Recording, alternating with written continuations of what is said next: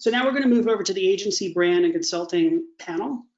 So I'm pleased to introduce Mike Piner, who oversees video and data-driven investments for MediaHub. We're also joined by Lauren Fisher, VP of Business Intelligence at Advertising Perception. And then we've got Ken Krasnow, VP Omnichannel Marketing at CPG Henkel. Hey, Mike. Hey, Lauren. How you doing, Mike? Hey, Mike. Hey, guys. Hey, guys. Okay, so you heard a little bit from the marketplace group. Now we're going to take it in a slightly different direction. So a lot of the studies had 50% of marketing professionals thinking CTV is top of mind heading into 2020. But the problem is that only 15 to 17% of them have had that in their plans.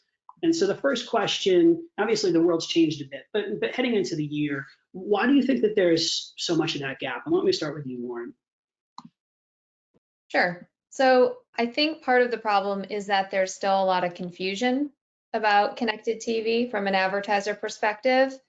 I think the reality is there's a lot of opportunity, just considering that connected TV, you can get there either through the traditional television way, or you can get there through the more digital way of buying. So there is a lot of opportunity, but I think it also creates some challenges for both of those sides to figure out how to appropriately measure it, depending on where they're coming from. And I think also both are used to a lot of scale. There's still a lot of fragmentation in the space.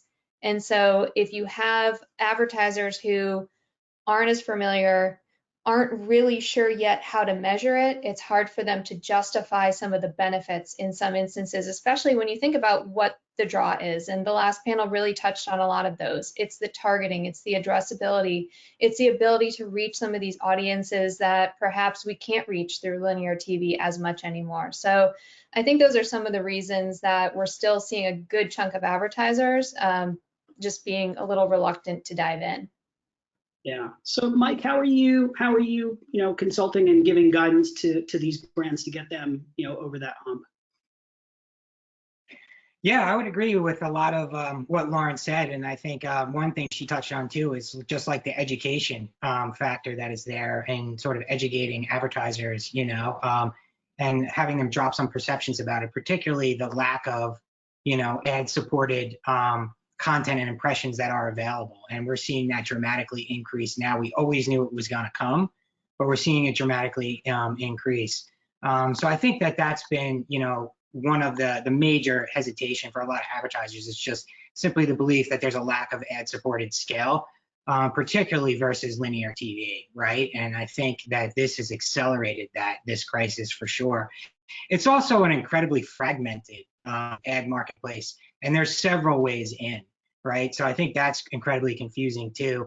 There's 4 major ways, and underneath those are fragmented. And that's, you can buy connected TV through the content owners, you could buy it through the major distributors, you could buy it through the OEMs, and you could also buy it through the aggregators, the DSPs and SSPs. So there's several ways to buy it, which has made it confusing.